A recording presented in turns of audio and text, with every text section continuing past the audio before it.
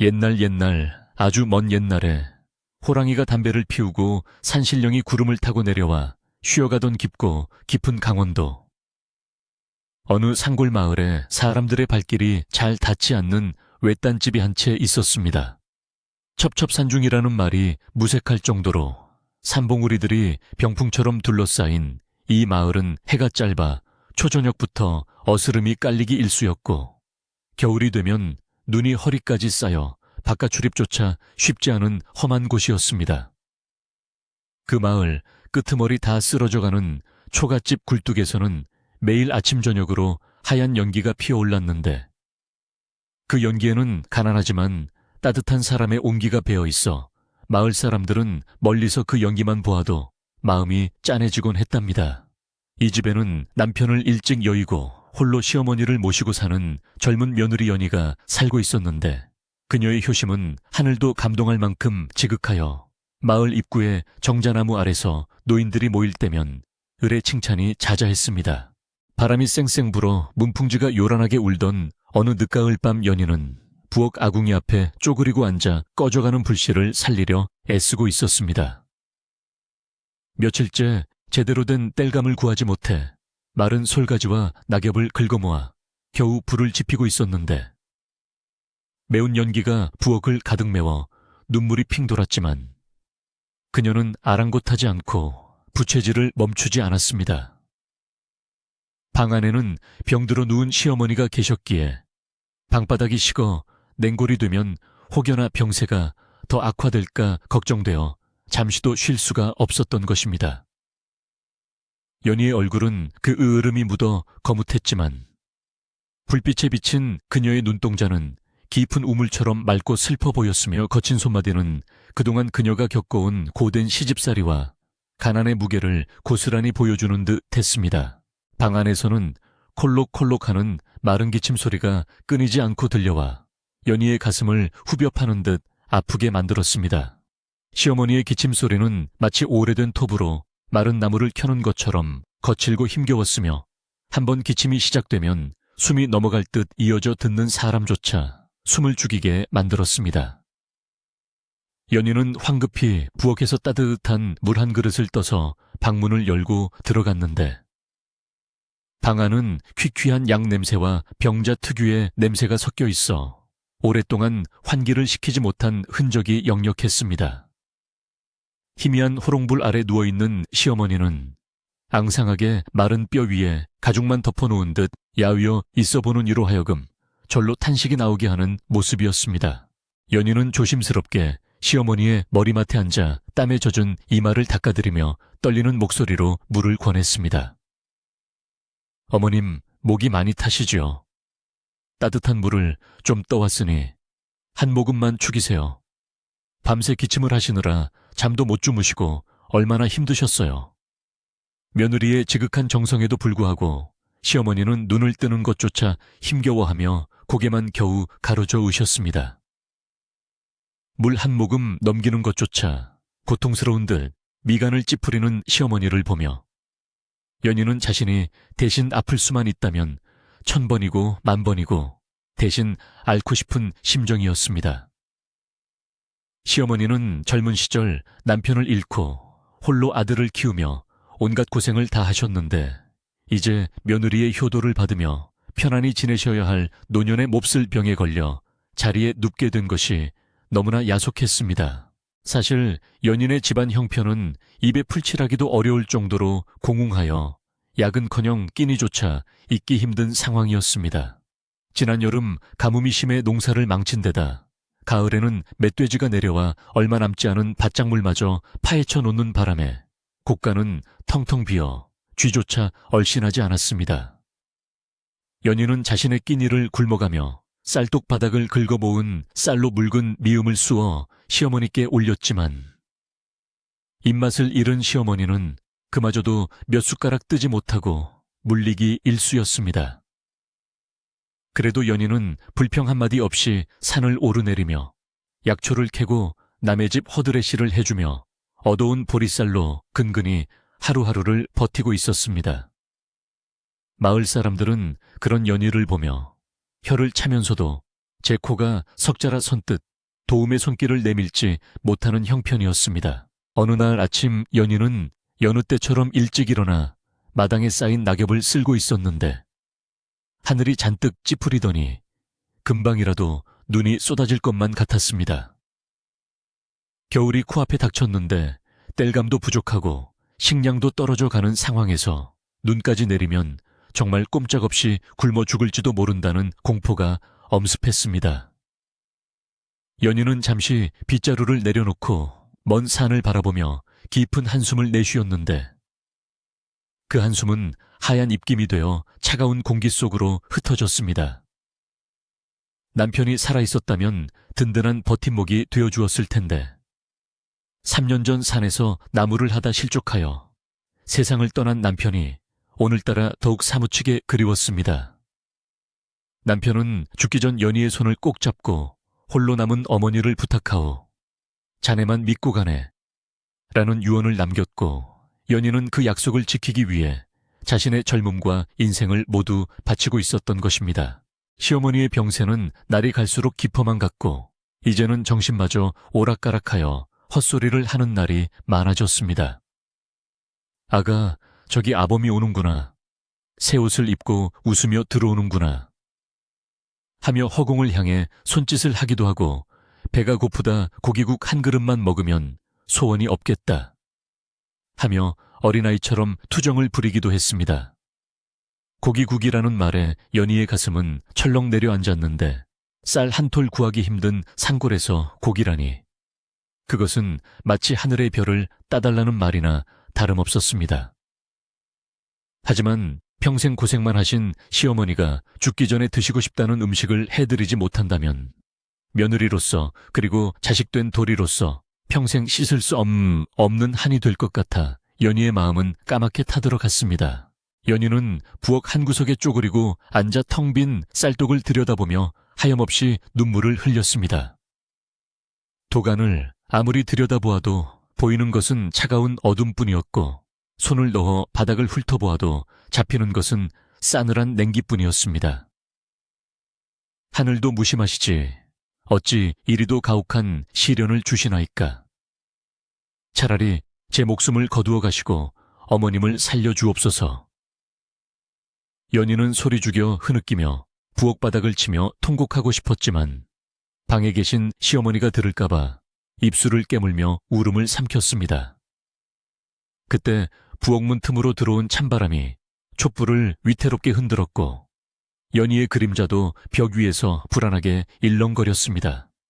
그것은 마치 연희의 흔들리는 마음을 대변하는 듯하여 더욱 처량하게 느껴졌습니다.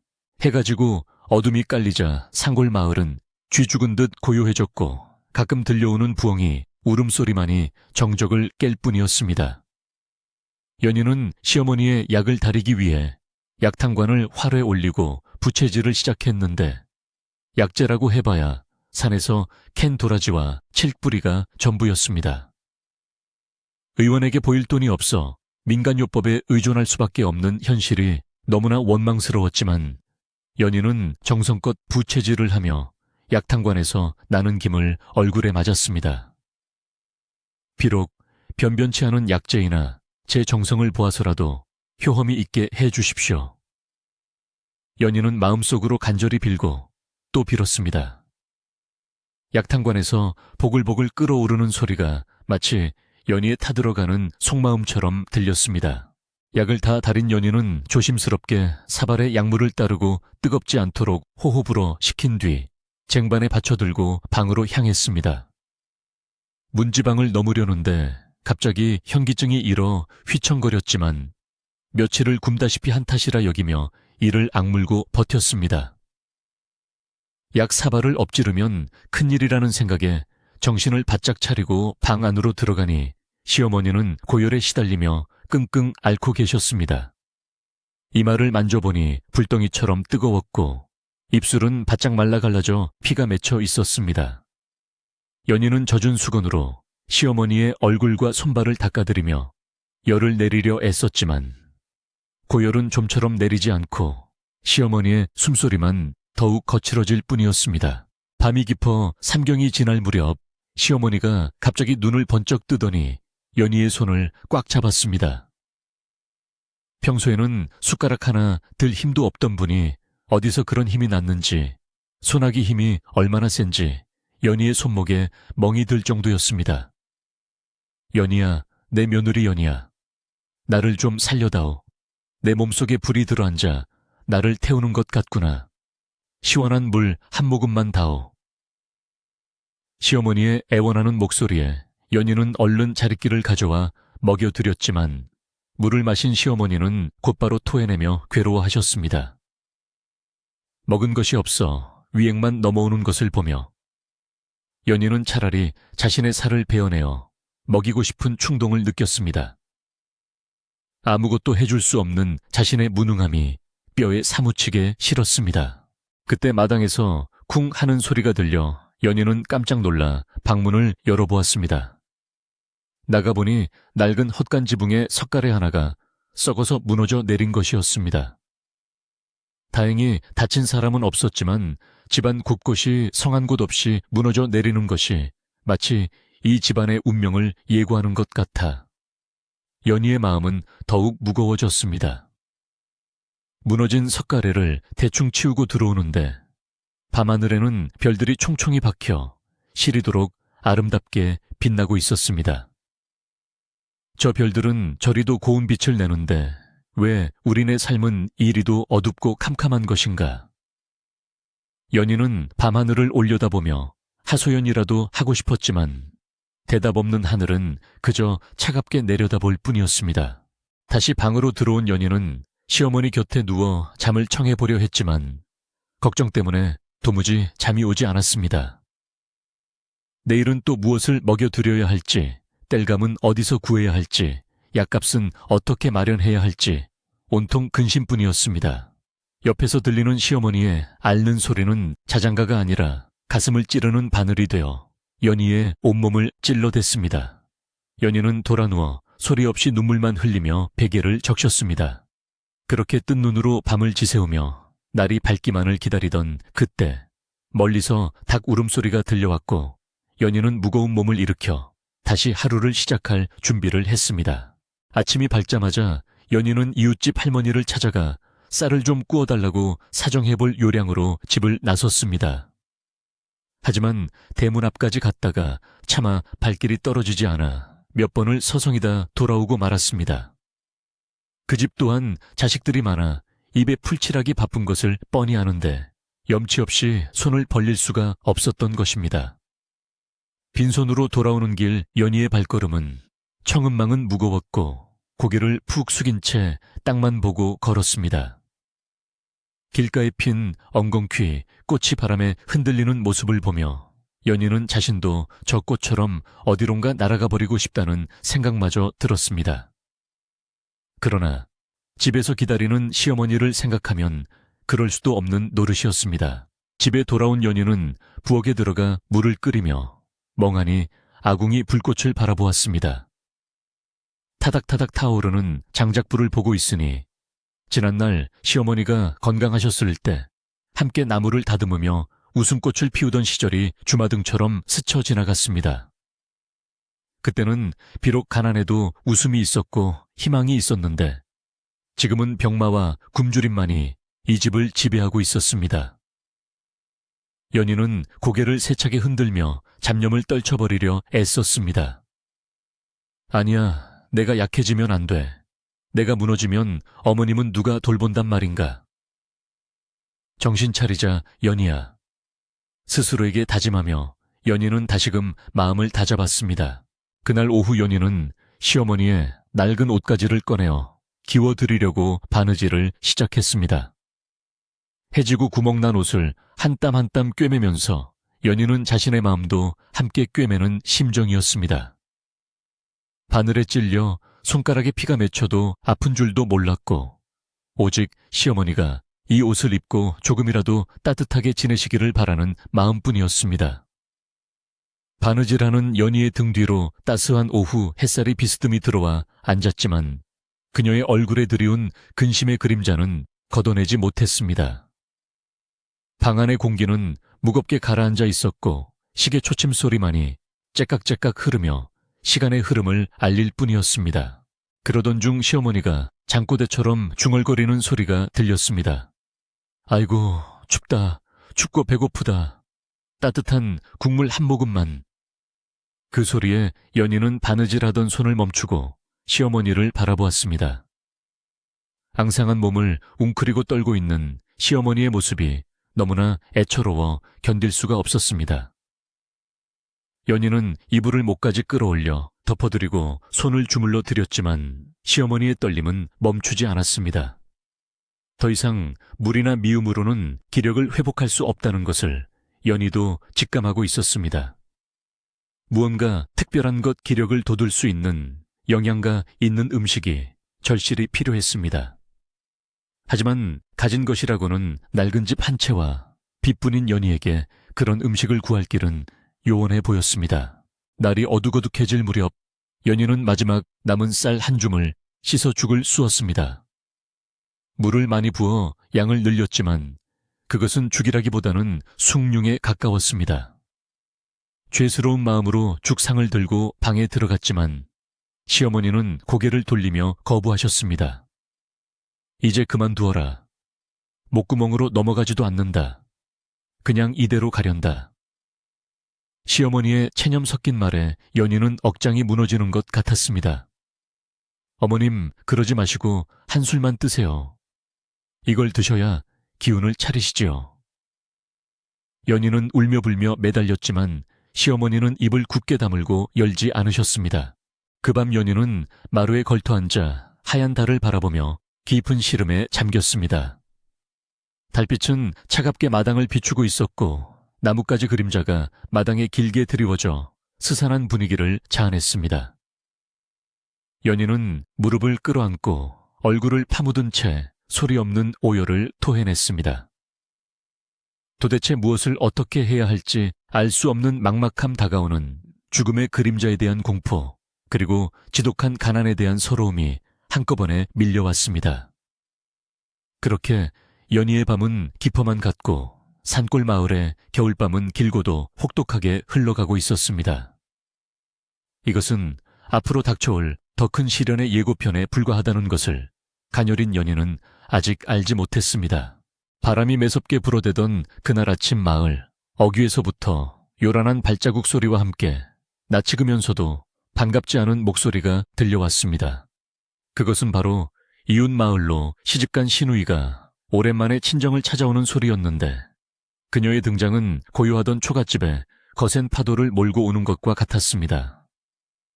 대문이 삐걱거리며 열리자 화려한 비단 옷을 입은 시누이가 들어섰는데 그녀의 옷차림은 남루한 연희의 모습과는 대조적으로 눈이 부실 정도로 호사스러웠습니다. 시누이는 마당에 들어서자마자 코를 막으며 아이고 집안 꼴이 이게 뭐냐. 돼지우리도 이것보다는 낫겠다 라며 혀를 찼습니다. 그녀의 날카로운 목소리는 처마 밑에 매달린 고드름을 떨어뜨릴 듯 쨍쨍하게 울려 퍼졌고 부엌에서 나오던 연희는 시누이의 섰을 퍼런 기세에 눌려 고개를 들지 못했습니다. 시누이는 연희의 인사를 받는 둥 마는 둥 하며 곧장 안방으로 들어가려다 말고 부엌 쪽을 힐끔거렸습니다. 옳게 밥은 먹고 사나 어머니 약은 제대로 해드리고 있는 거야. 꼴을 보니 영 시원찮아 보이는데. 그녀의 말에는 걱정보다는 비난과 의심이 가득 차 있었습니다. 연희는 죄인처럼 고개를 숙인 채 네 형님, 형편이 어려워 제대로 모시지 못해 죄송합니다 라고 기어들어가는 목소리로 대답했습니다. 그러자 시누이는 눈을 흘기며 흥핑계는 남들은 다 잘만 살던데 왜 우리 집만 이 모양이야? 혹시 뒤로 딴 주머니 찬 거 아니야? 라며 터무니없는 의심을 쏟아내기 시작했습니다. 연희의 가슴은 억울함으로 미어터질 것 같았지만 시누이와 말대꾸를 했다가는 집안이 더 시끄러워질까봐 꾹 참았습니다. 방문을 벌컥 열고 들어간 시누이는 누워있는 어머니의 몰골을 보고는 잠시 멈칫하는가 싶더니 이내 다시 목청을 높였습니다. 어머니 제가 왔어요. 딸이 왔는데 눈 좀 떠보세요. 아이고 어쩌다 이 지경이 되셨대. 그녀는 어머니를 걱정하는 척하면서도 방 안의 냄새가 싫은지 연신 손으로 코앞을 휘저었습니다. 시어머니는 딸의 목소리에 힘겹게 눈을 떴지만 반가움보다는 괴로움이 가득한 표정이었습니다. 병들어 누운 자신을 보며 안타까워하기보다 집안 살림을 타박하는 딸의 목소리가 귀에 거슬렸기 때문일 것입니다. 왔느냐? 그래, 잘 지냈느냐? 시어머니의 목소리는 모기 소리처럼 작았고 그마저도 기침소리에 묻혀버렸습니다. 신우이는 어머니의 병세가 심각함을 보고도 연희에게 화살을 돌렸습니다. 옳게 어머니가 이 지경이 되도록 뭘 한 거야. 의원은 불렀어. 약은 썼고 그냥 방치하에서 돌아가시게 만들 작정이야. 그녀는 연희를 쏘아보며 삿대질을 해댔고 그 목소리가 얼마나 큰지 마당에 있던 참새들이 놀라 달아날 정도였습니다. 연희는 눈물을 글썽이며 의원님도 다녀가셨고 약도 쓰고 있지만 차도가 없으세요. 제가 부족한 탓입니다. 라고 말했습니다. 하지만 신우이는 들으려 하지 않고 방 안에 장롱이며 반다디를 뒤지기 시작했습니다. 어머니가 숨겨둔 비상금이라도 있을 거 아니야. 약값이라도 보태야지. 올케가 다 빼돌린 거 아니지. 라며 집안을 난장판으로 만들 기세였습니다. 그때 신우이의 소란에 놀란 탓인지 시어머니가 갑자기 가슴을 부여잡고 격렬하게 기침을 하기 시작했습니다. 컥컥 하는 소리와 함께 시어머니의 얼굴이 검붉게 변해갔고 숨이 넘어갈 듯 헐떡거리는 모습이 예사롭지 않았습니다. 놀란 연희가 달려들어 시어머니의 등을 두드리고 주물러 드렸지만 발작은 멈추지 않았습니다. 신우이도 그제야 당황한 기색이 역력하여 어머니 왜 이러세요? 하며 뒤로 물러섰습니다. 연희는 다급하게 형님 어머님 상태가 위독하세요. 제가 의원님을 모셔올 테니 잠시만 곁을 지켜주세요. 라고 외치고는 대답도 듣지 않고 밖으로 뛰쳐나갔습니다. 연희는 신발이 벗겨지는 줄도 모르고 눈 덮인 산길을 내달렸습니다.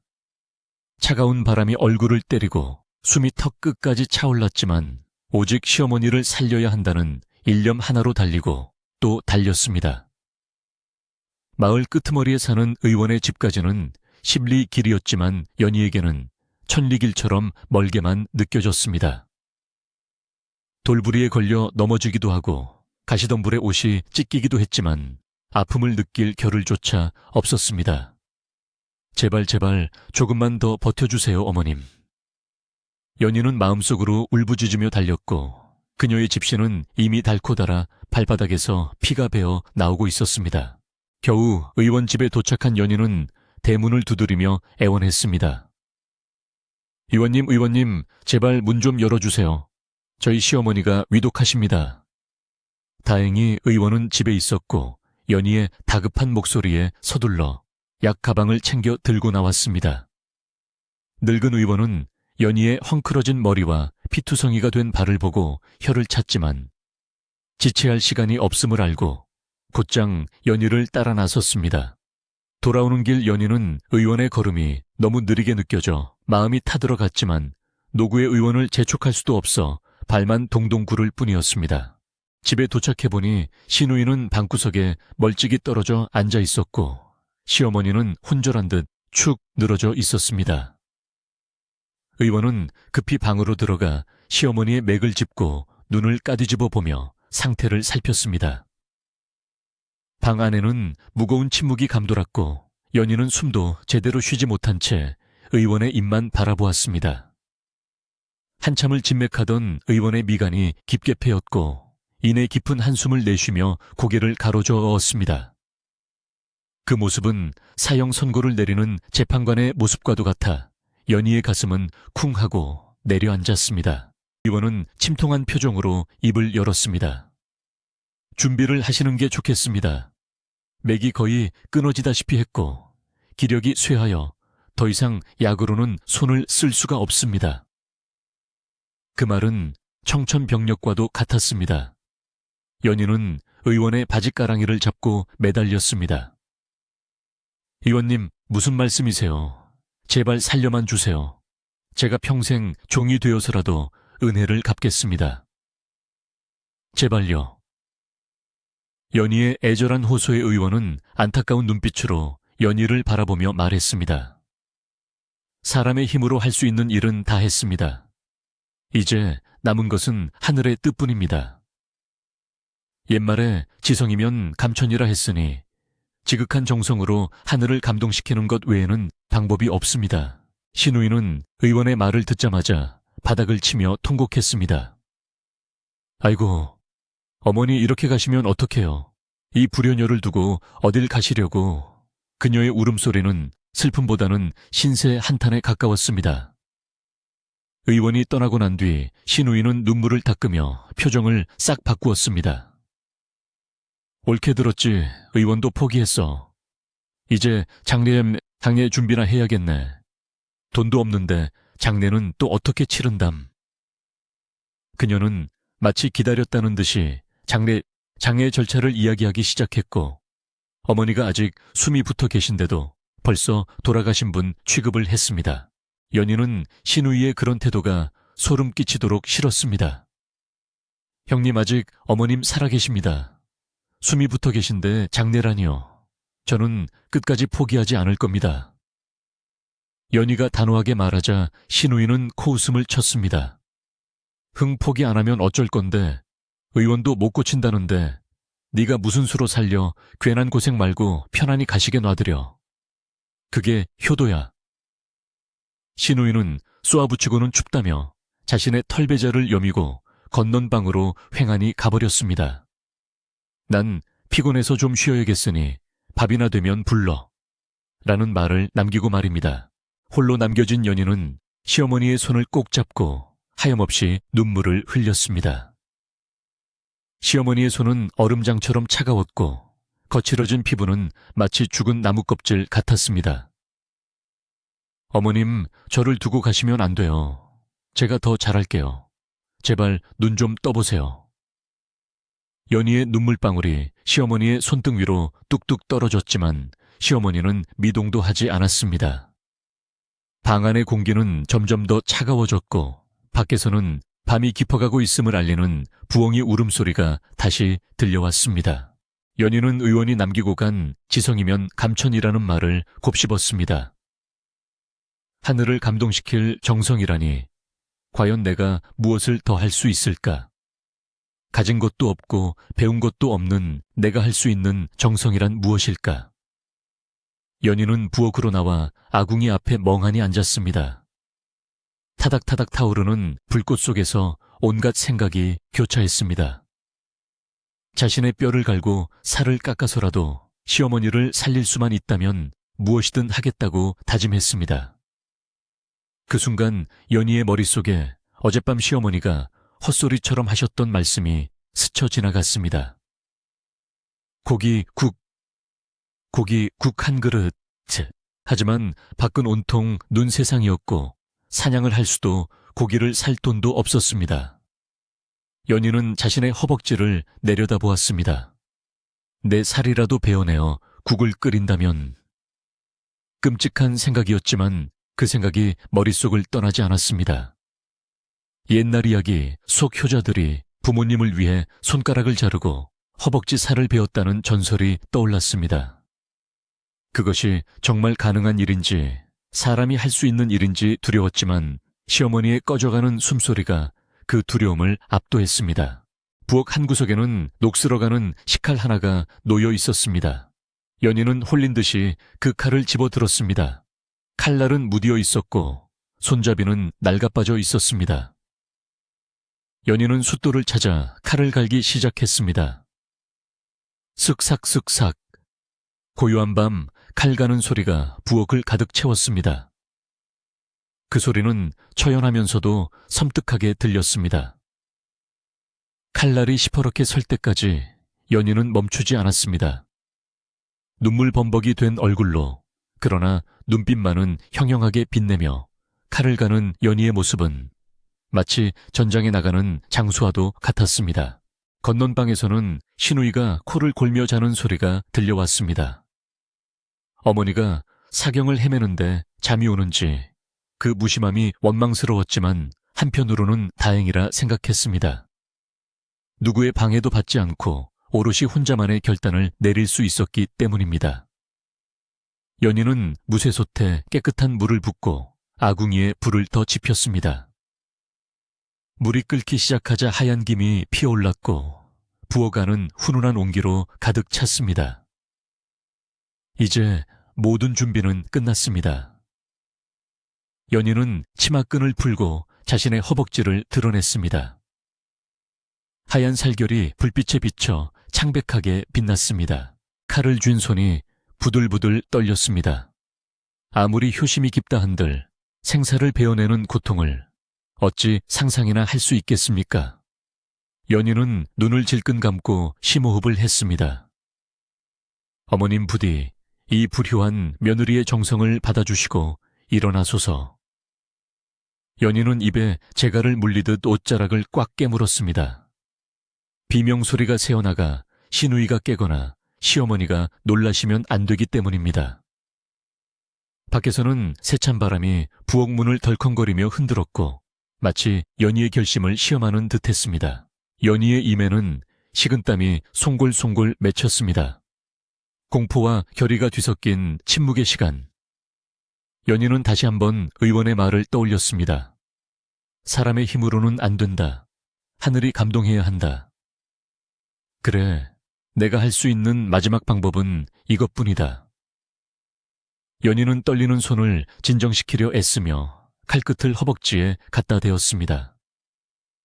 차가운 금속의 감촉이 소름 끼치게 다가왔습니다. 그 시각 마을 사람들은 따뜻한 아랫목에서 잠을 청하고 있었고 온 세상은 깊은 어둠 속에 잠겨 있었습니다. 오직 연인의 부엌만이 희미한 불빛을 내뿜으며 깨어 있었습니다. 그 불빛은 위태로워 보였지만 그 어느 별빛보다 뜨겁고 강렬했습니다. 연희의 눈에서 흐른 눈물이 칼날 위로 떨어져 톡 하고 튀었습니다.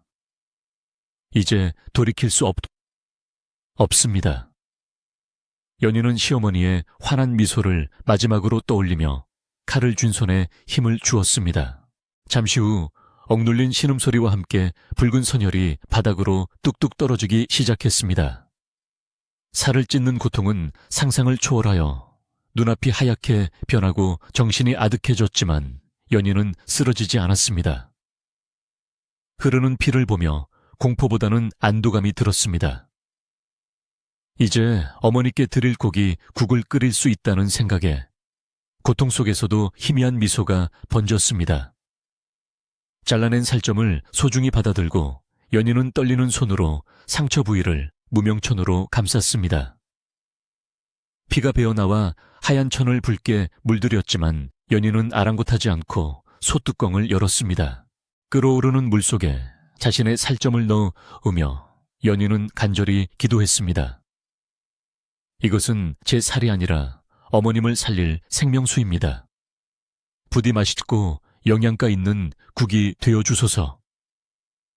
솥에서는 구수한 냄새가 퍼지기 시작했고 그 냄새는 기이하게도 일반 고기 국보다 훨씬 깊고 진한 향을 내뿜었습니다.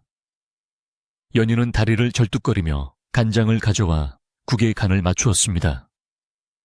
한 숟가락 떠서 맛을 보니 담백하면서도 깊은 맛이 나는 것이 과연 사람이 먹고 기운을 차릴 수 있을 것 같았습니다.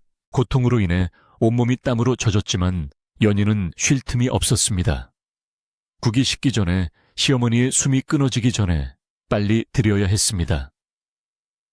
연희는 정성스럽게 국을 그릇에 담고 밥 대신 푹 끓인 쌀미음을 곁들여 소반을 차렸습니다. 절뚝거리는 다리를 긴 치마로 가리고 창백해진 얼굴에는 억지 미소를 띠며 연희는 방으로 향했습니다. 문지방을 넘는 순간 다리에 전해지는 통증이 끔찍했지만 이를 악물고 참아냈습니다. 방 안으로 들어서니 시어머니는 여전히 가쁜 숨을 몰아쉬고 계셨습니다. 연희는 시어머니를 조심스럽게 일으켜 세우고 등 뒤에 이불을 받쳐 앉혀드려줬습니다. 어머님, 눈 좀 떠보세요. 어머님이 드시고 싶다던 고기 국을 끓여왔어요. 연희의 목소리에 시어머니가 힘겹게 눈을 떴습니다. 코끝에 닿는 구수한 냄새가 죽어가던 시어머니의 식욕을 자극했는지 시어머니의 눈동자에 아주 작은 생기가 돌기 시작했습니다.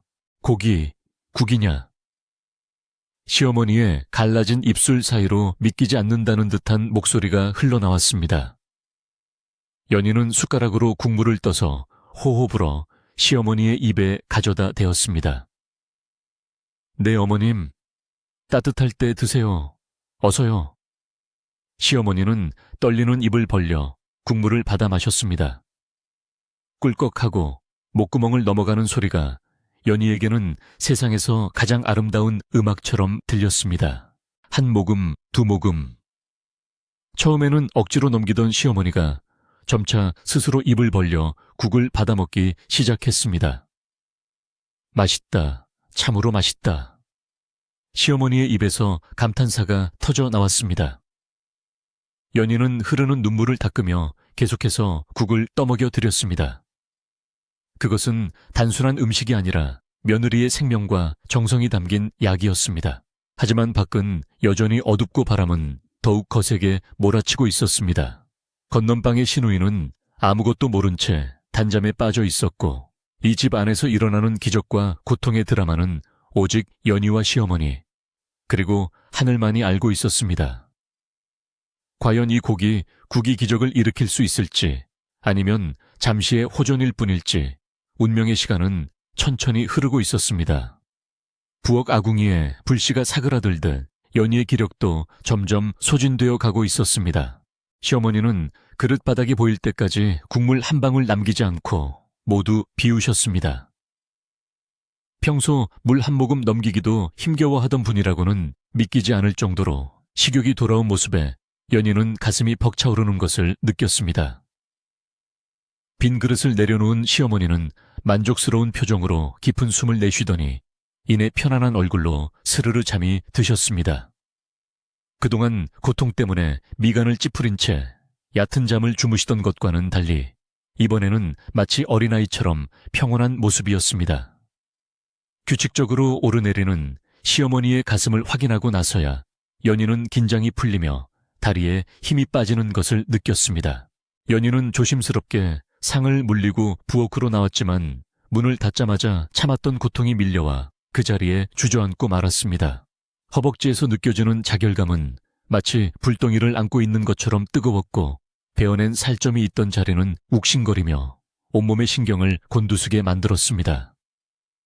연희는 입술을 꽉 깨물어 비명을 삼키며 피가 배어나온 무명천을 다시 단단히 동여매었습니다. 식은땀이 비오듯 쏟아져 속저고리가 흠뻑 젖었지만 시어머니가 편안히 주무신다는 사실 하나만으로도 이 모든 고통을 견딜 수 있을 것 같았습니다. 부엌 바닥에는 아직도 희미한 핏자국이 남아있었고 도마 위에는 살을 베어낼 때 썼던 식칼이 놓여 있었습니다. 날이 밝아 시누이가 보면 사달이 날 것이 분명했기에 연희는 아픈 다리를 이끌고 흔적을 지우기 시작했습니다.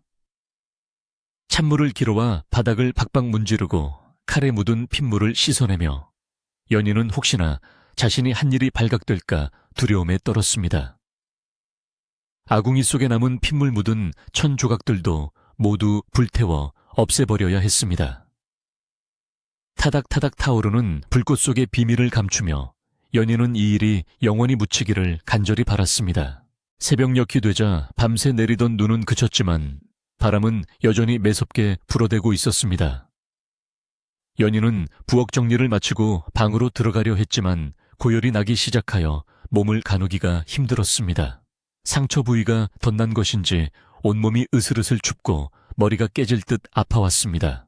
하지만 아침이 되면 시누이의 밥상을 차려야 하고 시어머니를 보살펴야 했기에 연희는 아픈 몸을 이끌고 부엌 한 구석에 쪼그리고 앉아 잠시 눈을 붙였습니다. 잠결에도 다리의 통증은 계속해서 연희를 괴롭혔고 그녀는 꿈속에서도 식칼을 든 채 울고 있는 자신의 모습을 보았습니다. 얼마나 지났을까? 닭 우는 소리에 연희는 화들짝 놀라 잠에서 깼습니다. 창호지 문틈으로 희미한 여명이 스며들고 있었고 밖에서는 뽀드득 뽀드득 눈 밟는 소리가 들려왔습니다. 연희는 황급히 일어나 세수를 하고 아침 준비를 서둘렀습니다. 다리가 너무 아파 제대로 걸을 수 없었지만 치마를 길게 내려 상처를 가리고 벽을 짚어가며 겨우겨우 몸을 움직였습니다.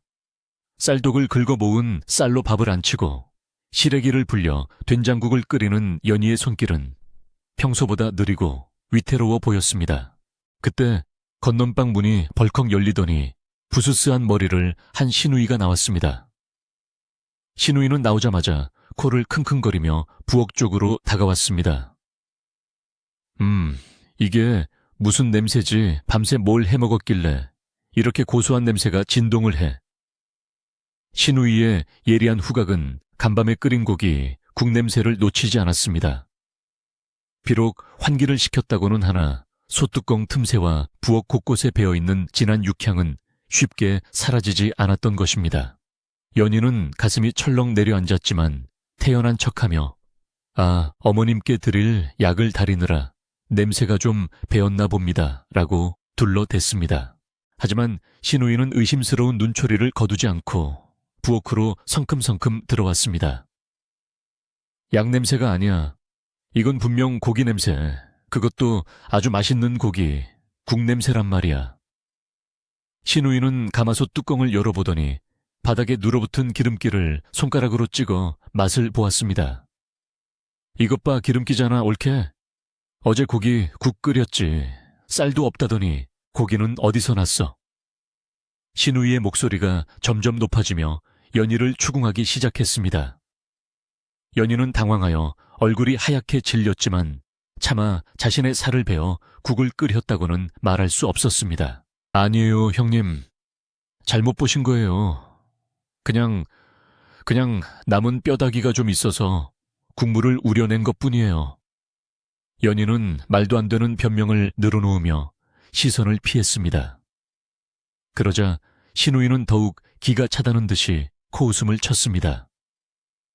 뼈다귀가 하늘에서 떨어지기라도 했니?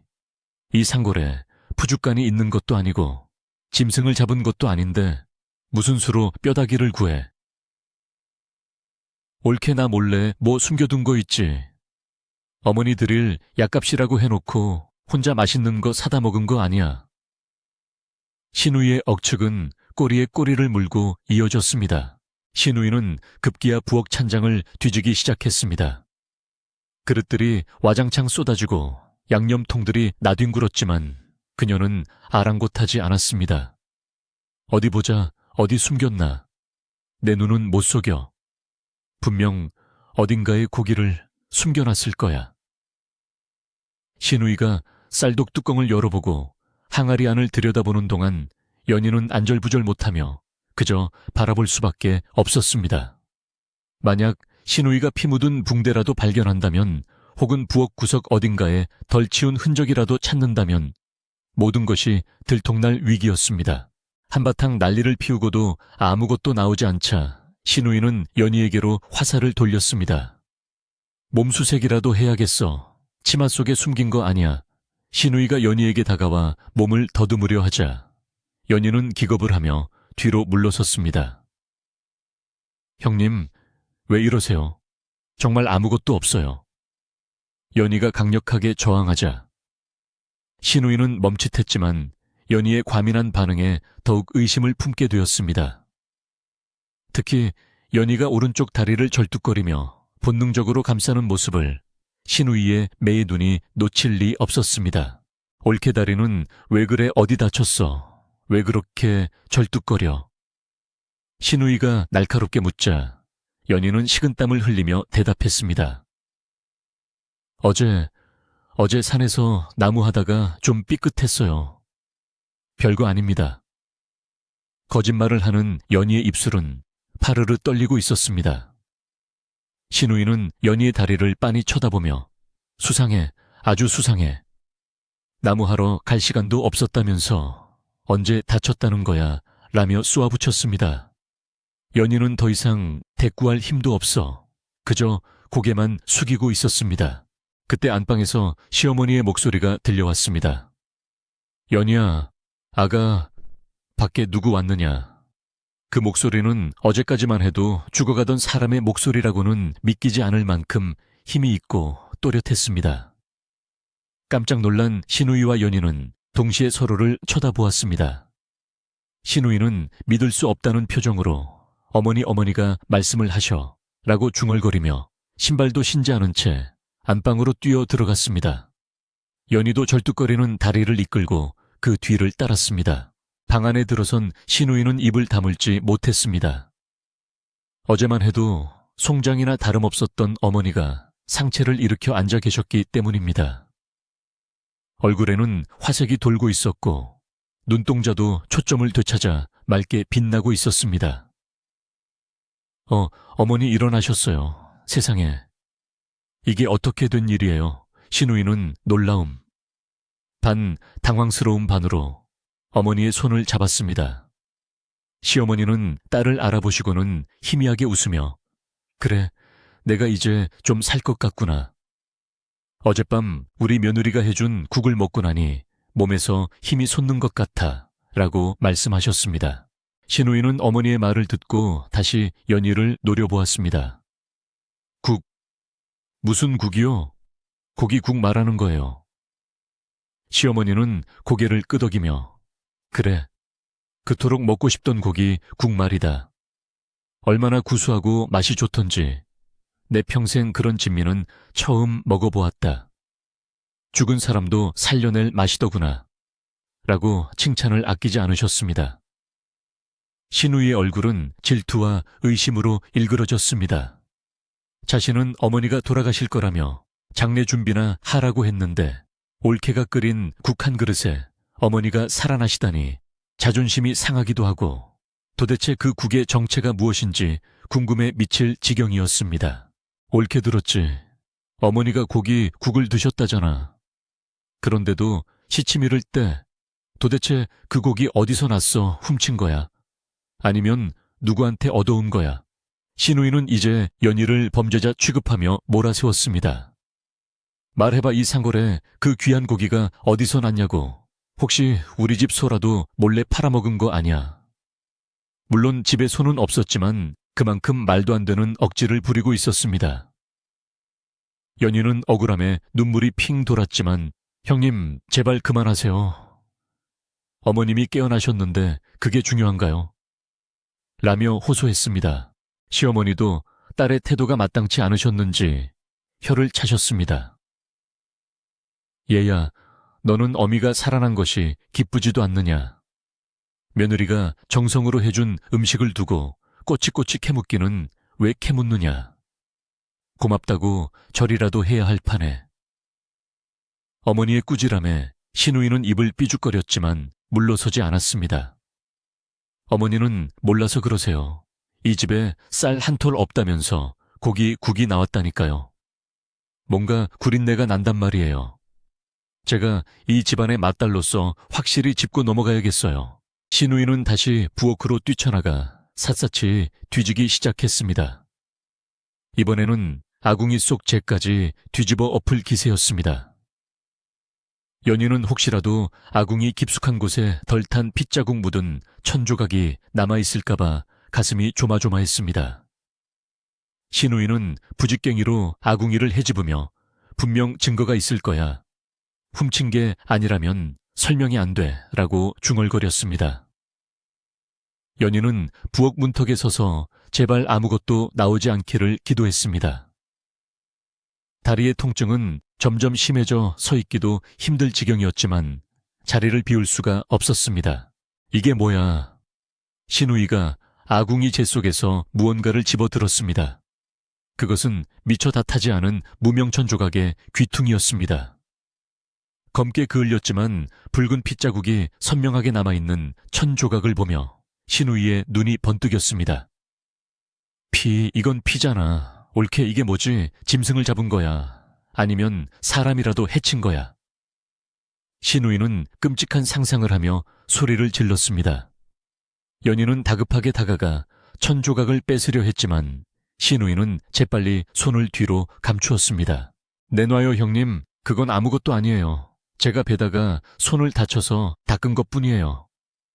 연희는 필사적으로 변명했지만 신우이는 믿지 않았습니다. 손을 다쳐 손을 보여봐. 멀쩡하잖아. 신우이는 연희의 양손을 낚아채 확인했습니다. 거친 일로 트고 갈라지긴 했지만 피가 철철 날 만한 상처는 없었습니다. 거짓말 손은 멀쩡한데 이 피 묻은 천은 어디서 난 거야. 그리고 아까부터 왜 그렇게 다리를 절어. 신우이의 추리력은 무서울 정도로 진실에 접근하고 있었습니다. 연희는 더 이상 물러설 곳이 없었습니다. 식은땀이 얼굴을 타고 흘러내렸고 현기증이 일어 쓰러질 것만 같았습니다. 형님, 제발 모른 척 해주세요. 어머님만 나으시면 되잖아요. 네, 연희는 울먹이며 사정했지만 신우이의 호기심과 의심은 멈출 줄 몰랐습니다. 아니, 난 꼭 알아내야겠어. 네가 무슨 짓을 꾸미고 있는지 밝혀내고 말 거야. 신우이는 연희의 치마를 걷어 올리려 달려들었습니다. 연희는 비명을 지르며 주저앉아 치마폭을 꽉 움켜쥐었습니다. 방 안에 있던 시어머니가 밖에서 나는 소란스러운 소리에 걱정스러운 듯 불렀습니다. 얘들아, 밖에서 무슨 일이냐? 왜 그리 싸우느냐? 시어머니의 목소리에 잠시 정적이 흘렀습니다. 신우이는 숨을 헐떡이며 연희를 내려다보았고 연희는 바닥에 주저앉아 고통과 수치심에 떨고 있었습니다. 이 위태로운 대치는 금방이라도 폭발할 것 같은 긴장감을 자아냈습니다. 연희의 치마 밑으로 배어나온 붉은 핏물이 바닥의 흙 위로 조금씩 번져가고 있었는데 신우이는 아직 그것을 보지 못했습니다. 마을에는 아침이 밝아 사람들이 하나둘씩 활동을 시작했습니다. 이웃집 아낙네들이 물동이를 이고 지나가며 연인의 집에서 나는 큰 소리에 귀를 기울였습니다. 저 집 신우이가 왔다더니 또 사달이 났나 보네. 수군거리는 소리가 담장 너머로 들려왔지만 집 안의 상황은 밖에서 생각하는 것보다 훨씬 심각했습니다. 연희는 자신의 희생이 이렇게 오해와 불신으로 얼룩지는 것이 너무나 슬펐습니다. 효심 하나로 버텨온 지난밤의 고통이 무색해지는 순간이었습니다. 신우이는 천조각을 흔들며 으름장을 놓았습니다. 지금 당장 사실대로 말하지 않으면 관에 고발할 거야. 도둑질을 했든 살인을 했든 네가 떳떳하지 못한 건 분명해. 관하라는 말에 연희는 덜컥 겁이 났습니다. 효도하고자 한 일이 관하까지 가게 된다면 집안 망신은 물론이고 시어머니께도 큰 누를 끼치는 일이 될 것입니다. 연희는 입술을 깨물며 결심했습니다. 차라리 내가 죽어서 이 모든 오해를 덮을 수 있다면. 하지만 어머니를 두고 죽을 수도 없는 노릇이었습니다. 그 순간 신우이의 시선이 바닥에 머물렀습니다. 연희가 앉아있는 흙바닥의 붉은 얼룩이 점점 넓어지고 있었던 것입니다. 연희의 허벅지 상처가 터져 피가 흘러내려 치마를 적시고 바닥까지 적신 것이었습니다. 신우이의 눈동자가 흔들렸습니다.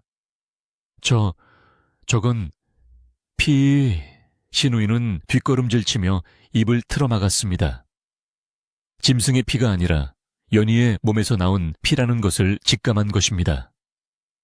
연희는 고개를 푹 숙인 채 흐느끼기 시작했습니다. 이제 모든 비밀이 드러나기 직전이었습니다. 신우이의 손이 연희의 치마자락을 거칠게 낚아채는 순간 연희는 안 됩니다, 형님.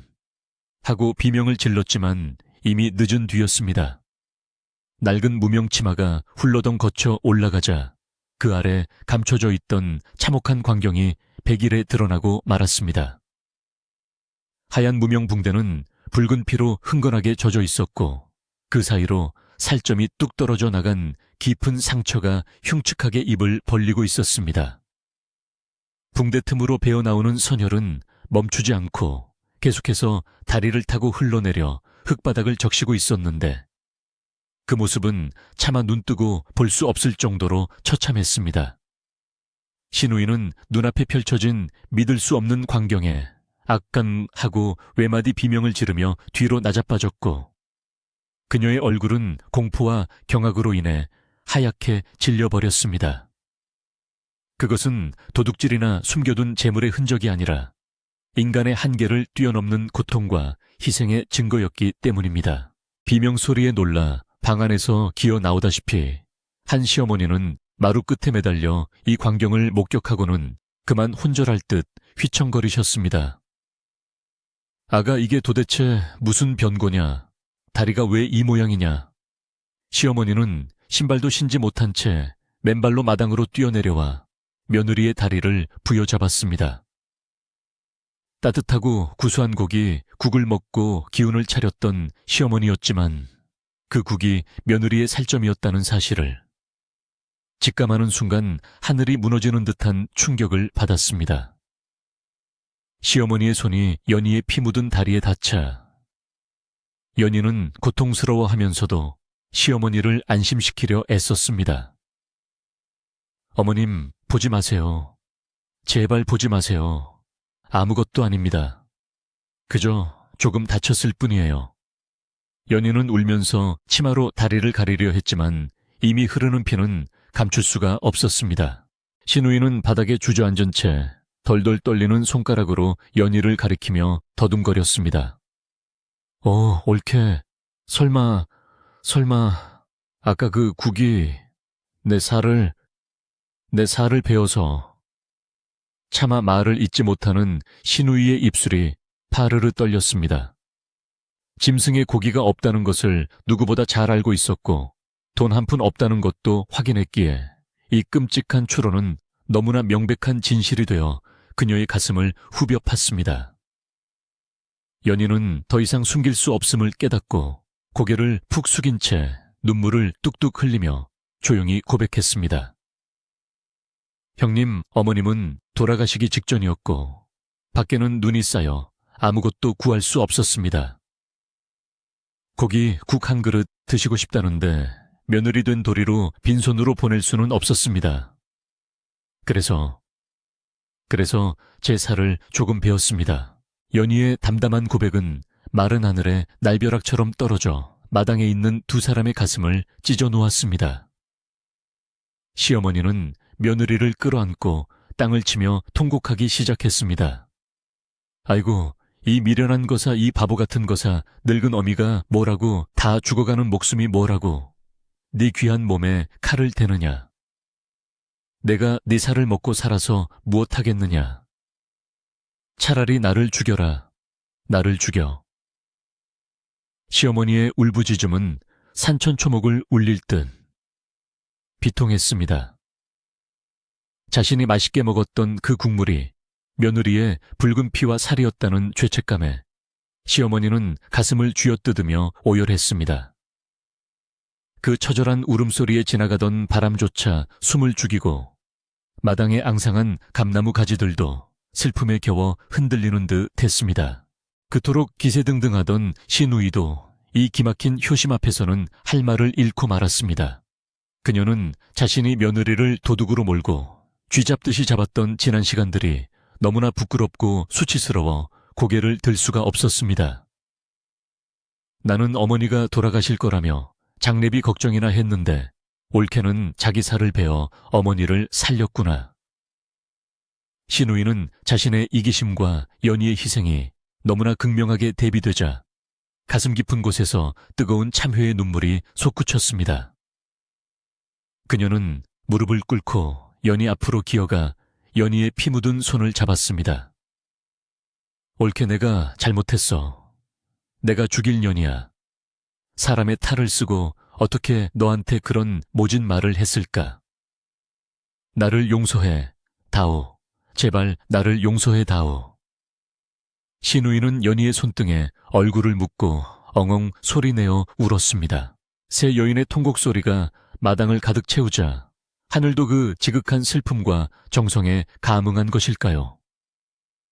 잔뜩 찌푸려 있던 잿빛 하늘이 갑자기 꿈틀거기 시작했습니다.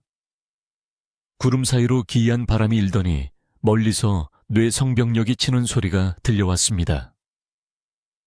우르르 쾅쾅. 그 소리는 무시무시한 천둥 소리가 아니라 마치 하늘 문이 열리는 웅장한 북소리처럼 들렸습니다. 마을 사람들은 갑작스러운 천둥 소리에 놀라 집 밖으로 나왔다가 연인의 집 위로 신비로운 기운이 감도는 것을 목격했습니다. 먹구름이 갈라지며 한 줄기 찬란한 빛이 연인의 마당으로 곧장 쏟아져 내리고 있었습니다.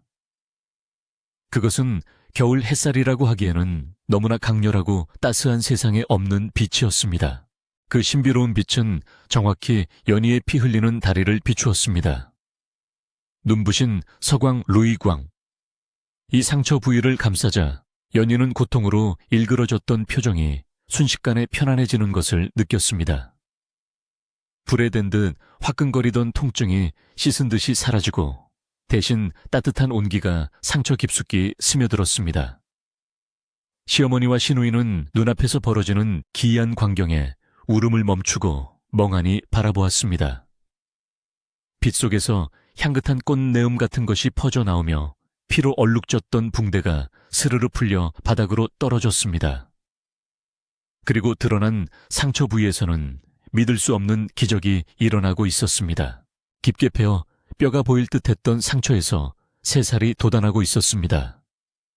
마치 봄에 새싹이 움트듯 붉은 피가 멈추고 그 자리에 분홍빛 살이 차오르더니 순식간에 상처가 아물어 갔습니다.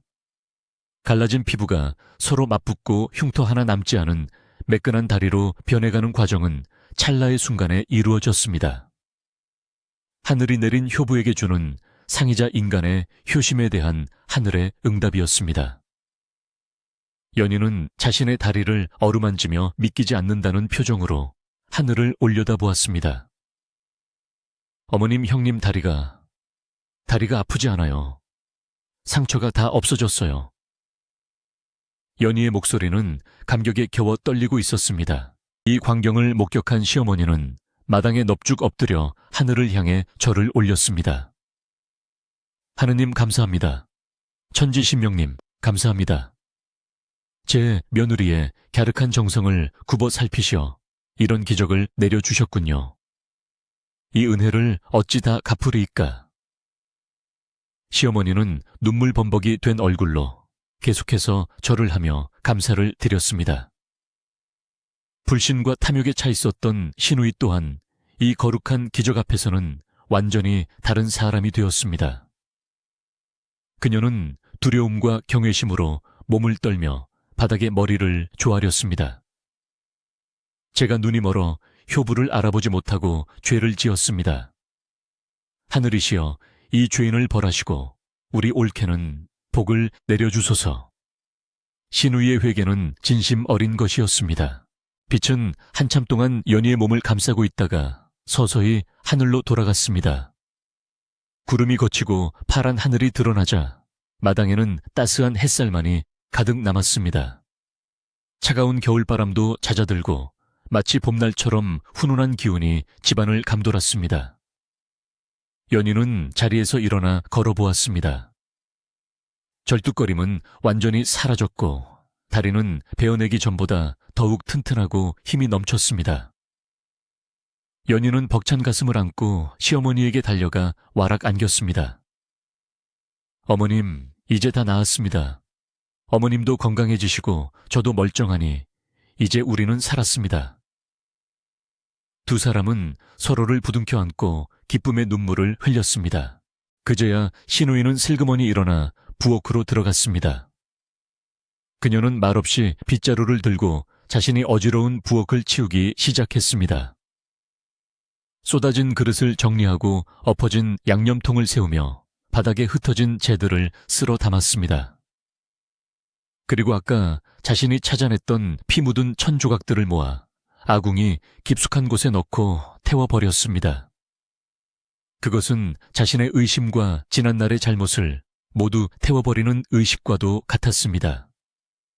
부엌을 깨끗이 치운 시누이는 쌀독을 확인하고는 한숨을 쉬더니 품속에서 쌈지돈을 꺼냈습니다.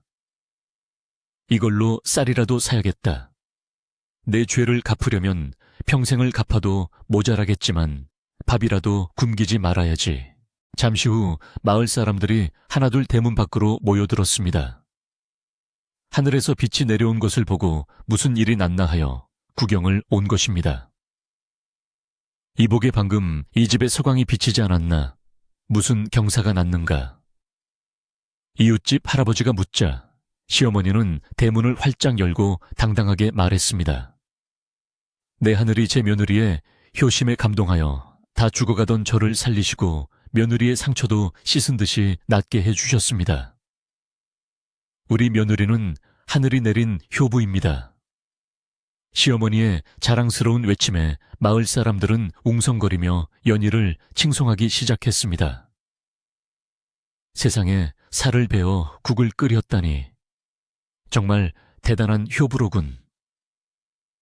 소문은 삽시간에 퍼져나가 온 마을이 연희의 이야기로 떠들썩해졌습니다. 시누이는 부끄러워 밖으로 나오지도 못하고 부엌에서 조용히 점심상을 차렸습니다.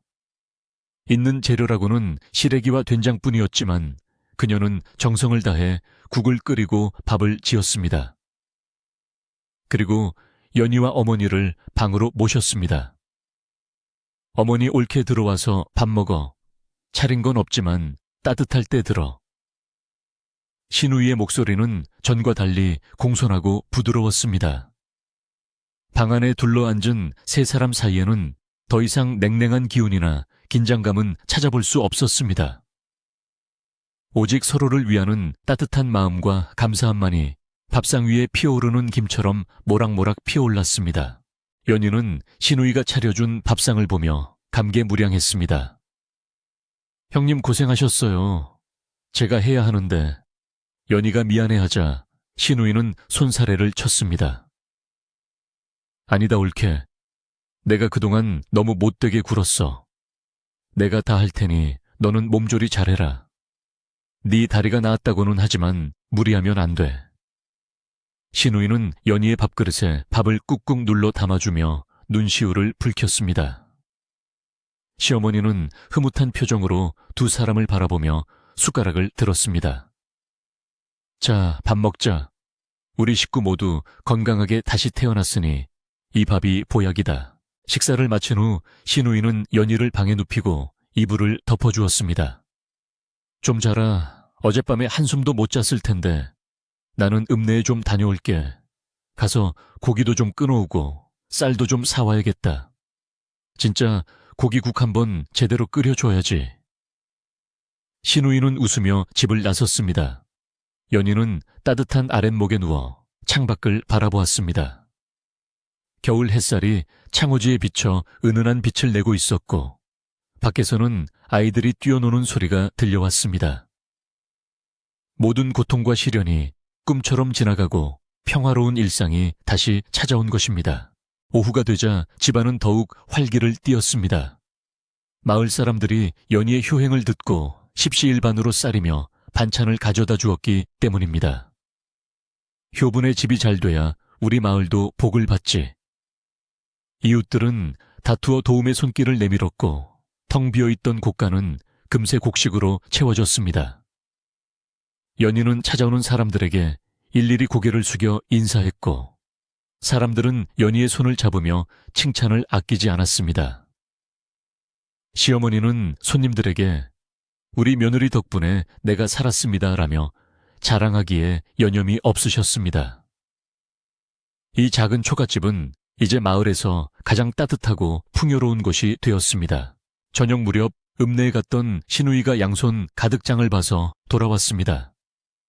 쌀 자르며 고기 그니며 심지어 연희에게 줄 예쁜 꽃신까지 사왔습니다. 옳게 이거 신어봐. 그동안 낡은 집신 신고 다니느라 고생 많았지. 이제 꽃길만 걸으라고 사왔다. 시누이가 내민 꽃신을 받아든 연희는 목이 메어 말을 잇지 못했습니다. 형님 감사합니다. 정말 감사합니다. 연희의 눈물에 시누이도 함께 눈물을 훔치며 연희의 어깨를 토닥여 주었습니다. 고맙긴 내가 더 고맙지. 우리 어머니 살려줘서 고맙고 못난 시누이 사람 만들어줘서 고맙다. 해가 서산으로 넘어가고 집집마다 저녁 짓는 연기가 피어오를 때쯤 연인의 부엌에서도 다시금 구수한 밥 냄새와 고기, 국 냄새가 퍼져나갔습니다. 이번에는 며느리의 살이 아닌 진짜 쇠고기를 듬뿍 넣고 끓인 국이었습니다. 시누이가 팔을 걷어붙이고 요리 솜씨를 발휘했고 연희는 아궁이 불을 떼며 도란도란 이야기를 나누었습니다. 타닥타닥 타오르는 장작불 소리는 마치 그들의 행복을 축복하는 박수 소리처럼 들렸습니다.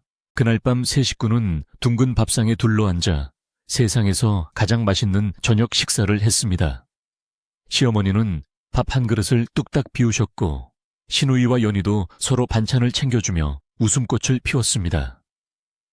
방 안은 웃음소리로 가득 찼고 문풍지 너머로 들려오는 바람 소리조차 더 이상 춥거나 무섭게 느껴지지 않았습니다. 고난을 이겨내고 진정한 가족애를 되찾은 이들의 밤은 그 어느 때보다 밝고 따뜻하게 빛나고 있었습니다. 이제 마지막 남은 것은 이 행복이 오래도록 지속되기를 바라는 것뿐이었습니다. 기적과도 같았던 그날 밤이 지나고 연인의 초가집 지붕 위로 다시금 평범하지만 눈부신 아침 해가 떠올랐습니다. 밤새 내린 서리 때문에 마당에 장독대며 나뭇가지들이 은색으로 반짝거렸고 굴뚝에서는 전날보다 더 힘차고 하얀 연기가 피어올라 아침 하늘로 흩어졌습니다. 마을은 여느 때와 다름없이 평온해 보였지만 연인의 집안의 공기는 어제와는 확연히 달라져 있었습니다. 죽음의 그림자가 드리워져 있던 음습하고 차가운 기운은 온데간데 없이 사라지고 그 자리에는 마치 봄날의 아지랑이처럼 따스하고 생동감 넘치는 활기가 감돌고 있었습니다. 방 안에서는 시어머니의 편안한 숨소리가 들려왔고 부엌에서는 신우이와 연희가 아침을 준비하는 다그락거리는 소리가 정겹게 울려 퍼졌습니다. 그것은 단순히 밥을 짓는 소리가 아니라 무너졌던 가정의 평화가 다시 쌓여가는 소리와도 같았습니다. 신우이는 아침 일찍 일어나 마당을 쓸고 물을 길어오며 그동안 연희가 홀로 감당했을 고된 일들을 몸소 체험하고 있었습니다. 차가운 우물물을 길어 올리며 손이 시려올 때마다 그녀는 언손을 호호 불어가며 시어머니를 봉양했을 올케의 고생을 생각하고 남몰래 눈시울을 붉혔습니다. 내가 참으로 무심했구나. 따뜻한 아랫목에서 호의호식할 때 이 사람은 얼음장 같은 물에 손을 담그고 있었구나. 신우이는 지난날의 자신을 깊이 반성하며 이제라도 올케의 짐을 덜어주리라 다짐했습니다. 부엌으로 들어온 신우이는 연희에게 올케 너는 좀 들어가 쉬어라. 다리가 나았다지만 그래도 무리하면 안 된다며 등을 떠밀었습니다. 하지만 연희는 환하게 웃으며 아니에요 형님. 형님과 같이 하니 하나도 힘들지 않고 오히려 즐겁습니다 라고 대답하며 신우이의 곁을 지켰습니다. 아침 밥상머리에서 세 사람은 다시 한번 서로의 얼굴을 바라보며 웃음꽃을 피웠습니다. 시어머니는 밤새 한 번도 깨지 않고 푹 주무신 덕분인지 얼굴색이 몰라보게 좋아지셨고 목소리에도 힘이 실려 있었습니다. 내 평생 이렇게 맛있는 아침밥은 처음이다. 며느리의 효심과 딸의 정성이 들어가서 그런가 보구나. 시어머니의 칭찬에 신우이는 쑥스러운 듯 코를 훌쩍였고 연희는 수저에 반찬을 올려드리며 감사의 마음을 전했습니다. 식사 후 신우이는 가지고 온 비단 주머니를 꺼내 연희의 손에 쥐어주었습니다. 이건 내 비상금이다. 이걸로 빚도 갚고 어머니 보약도 한제 지어오너라. 그리고 너도 예쁜 옷 한 벌 해 입고. 연희는 한사코 거절했지만 신우이는 억지로 손에 쥐어주며 이건 돈이 아니라 내 미안한 마음이다. 받아주어야 내 마음이 편하다라고 말했습니다. 그날 오후 마을 어귀가 시끌벅적해지더니 관아의 포졸들이 연인의 집을 향해 오고 있다는 소식이 들려왔습니다. 갑작스러운 관아 사람들의 등장에 마을 사람들은 혹여나 무슨 나쁜 일이라도 생긴 것은 아닌지 걱정하며 뒤를 따랐습니다. 하지만 포졸들의 손에는 죄인을 잡아가기 위한 오랏줄 대신 쌀가마니와 비단, 그리고 고기 등 온갖 귀한 물건들이 들려 있었습니다. 하늘에서 서강이 비치고 죽어가는 시어머니를 살려낸 효부의 이야기가 읍내 관에까지 전해져 고을 원님 사또 이 큰 상을 내린 것이었습니다. 원님은 친필로 쓴 글까지 보내어 연희의 효행을 치하했습니다. 하늘을 감동시킨 효심은 만백성의 귀감이 되니 내 이를 높이 기려 상을 내리노라. 포졸이 큰 소리로 글을 읽어 내려가자 마당에 모인 마을 사람들은 일제히 환호성을 지르며 박수를 보냈습니다. 연희는 너무나 당황스럽고 부끄러워 어쩔 줄을 몰라 했습니다. 저는 그저 자식된 도리를 했을 뿐인데 과분한 상을 주시니 몸 둘 바를 모르겠습니다. 연희는 고개를 조아리며 겸손해했지만 사람들은 연희의 어깨를 두드리며 칭찬을 아끼지 않았습니다. 시어머니는 덩실덩실 춤이라도 출기세로 기뻐하며 우리 며느리 만세, 우리 효부 만세를 외치셨습니다. 그동안 가난하고 병든 집안이라며 손가락질 받거나 동정의 대상이었던 연희네. 집은 이제 마을에서 가장 자랑스럽고 명예로운 집이 되었습니다. 시누이 또한 사람들 앞에서 옳게 자랑을 늘어놓으며 자신이 그동안 오해했던 것을 솔직하게 털어놓고 용서를 구해 마을 사람들의 감동을 자아냈습니다. 관아에서 받은 상금과 물품 덕분에 연인의 집 살림은 눈에 띄게 펴기 시작했습니다. 다 쓰러져 가던 울타리를 새로 세우고 구멍난 지붕의 이형을 새로 얹어 집은 몰라보게 번듯해졌습니다. 더 이상 겨울바람이 문풍지를 뚫고 들어오지 않았고 곳간에는 쌀가마니가 그득 쌓여 쥐가 아니라 사람이 먹기에도 넘쳐날 정도였습니다. 연희는 받은 쌀을 쪼개어 가난한 이웃들에게 나누어 주었습니다. 저희가 힘들 때 마음 써주신 은혜를 조금이나마 갚고 싶습니다. 연희의 따뜻한 나눔에 마을 사람들은 더욱 감동하여 연인의 집에 좋은 일이 생기면 마치 자기 일처럼 기뻐해 주었습니다. 그렇게 연인의 집은 마을의 구심점이 되어 사랑과 정이 넘치는 곳으로 변모해 갔습니다. 시간은 흘러 혹독했던 겨울이 지나고 만물이 소생하는 봄이 찾아왔습니다. 산과 들에는 진달래와 개나리가 흐드러지게 피어났고 얼음이 녹은 계곡물은 경쾌한 소리를 내며 흘러내렸습니다. 연희의 허벅지 상처는 완전히 아물어 흔적조차 찾기 힘들 정도가 되었고 그녀의 걸음걸이는 그 어느 때보다 힘차고 가벼웠습니다. 시어머니 또한 지팡이 없이도 거뜬히 마실을 다녀오실 정도로 건강을 회복하셨습니다. 따뜻한 봄볕이 내리쬐는 마당 툇마루에 앉아 연희가 시어머니의 흰머리를 뽑아드리는 모습은 한 폭의 그림처럼 평화로웠습니다. 아가, 날이 참 좋구나. 내 덕분에 내가 이 좋은 봄 구경을 다시 하는구나. 시어머니의 말씀에 연희는 어머님 덕분에 저도 봄이 좋습니다 라며 환하게 웃었습니다. 시누이는 이제 친정집 문턱이 닳도록 드나들었습니다.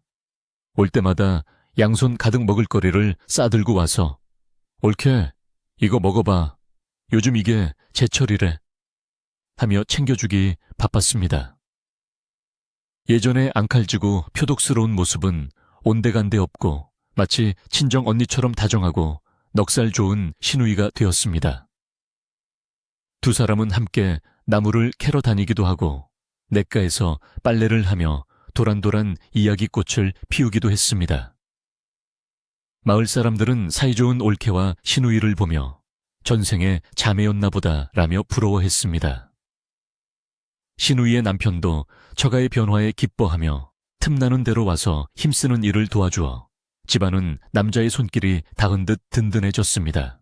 어느 날 연희는 밭을 갈다가 잠시 허리를 펴고 먼 산을 바라보았습니다. 산 중턱에 있는 남편의 산소가 눈에 들어왔습니다.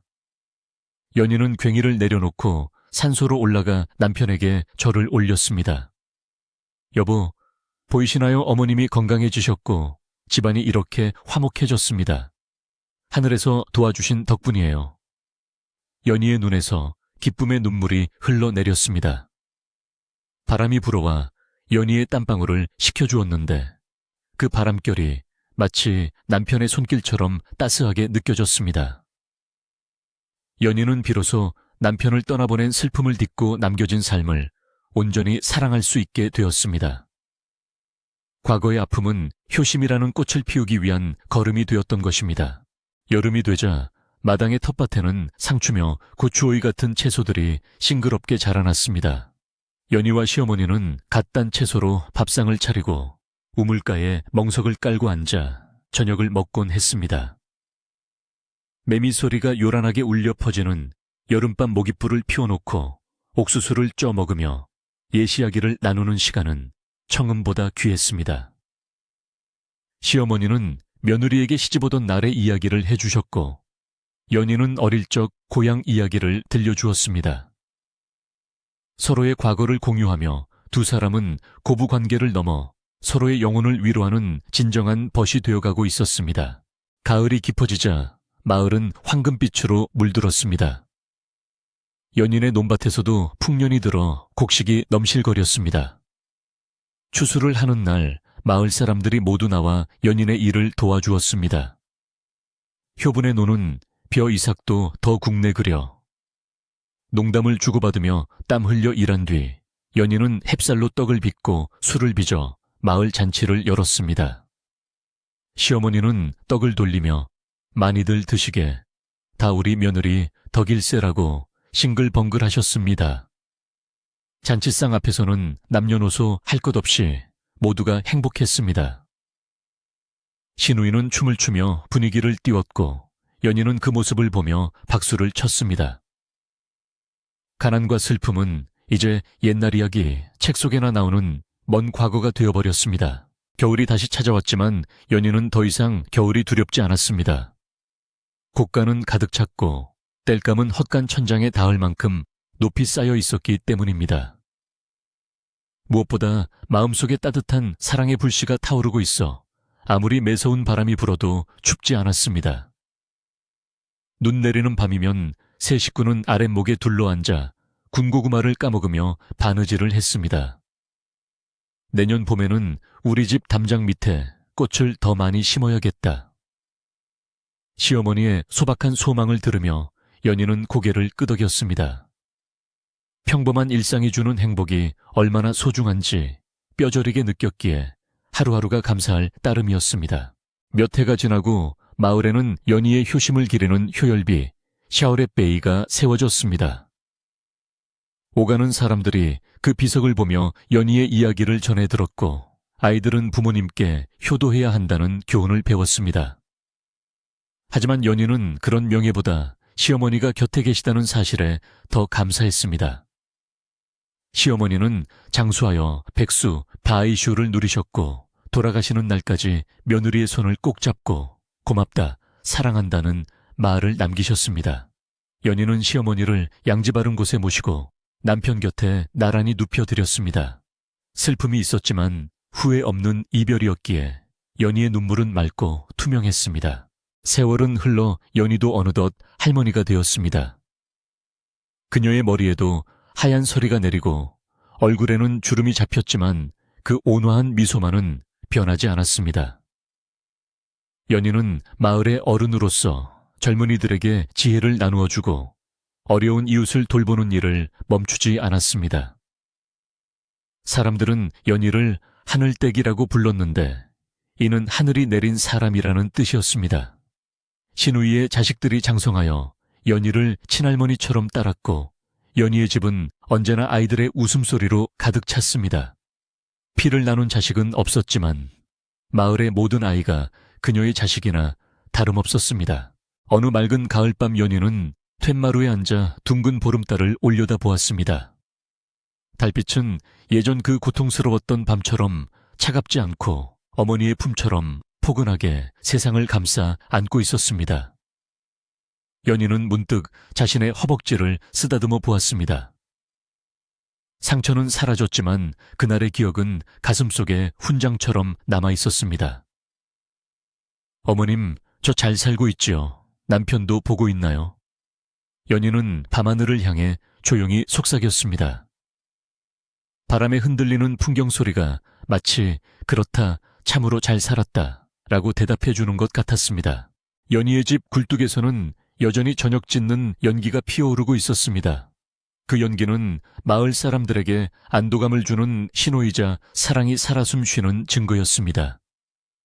지나가는 나그네들도 그 따뜻한 불빛에 이끌려 하룻밤 묵어가기를 청했고 연희는 누구에게나 따뜻한 밥 한 그릇을 대접하며 베풀매 삶을 이어갔습니다. 그녀가 끓여내는 국에는 특별한 비법이 없었지만 먹는 사람의 마음을 위로하고 몸을 녹여주는 신비한 힘이 있었습니다. 그것은 아마도 그녀의 삶 자체가 녹아든 진정한 정성의 맛이었기 때문일 것입니다. 밤이 깊어지자 마을의 불빛들이 하나둘 꺼지고 고요한 정적만이 감돌았습니다. 연희는 방으로 들어가 잠자리에 누웠습니다. 따뜻한 온돌바닥에 온기가 등을 타고 전해져 왔습니다. 눈을 감자 지난 세월의 희로애락이 파노라마처럼 스쳐 지나갔습니다. 힘들었던 순간도 기적 같았던 순간도 모두 삶의 소중한 조각들이었습니다. 이제는 모든 짐을 내려놓고 편안히 쉴 수 있는 시간이었습니다. 밖에서는 풀벌레들이 자장가를 부르듯 나직하게 울어대고 달빛은 창호지 문을 은은하게 비추고 있었습니다. 효심 깊은 며느리 연희와 그 가족의 이야기는 입에서 입으로 전해져 강원도 깊은 상골 마을의 전설이 되었습니다. 사람들은 힘든 일이 있을 때마다 연희의 이야기를 떠올리며 희망을 얻었고 가족의 소중함을 되새겼습니다. 착한 마음과 정성은 언젠가 반드시 하늘에 닿아 기적을 만든다는 믿음. 그 믿음이 오늘날까지도 그 마을을 따뜻하게 지켜주는 등불이 되고 있다고 합니다. 바람이 불면 대나무 숲이 서걱거리며 연희의 노래를 부르는 듯한 그곳. 오늘 밤도 그 상골 마을에는 별들이 총총히 뜨고 사람들은 따뜻한 이불 속에서 단잠을 잘 것입니다.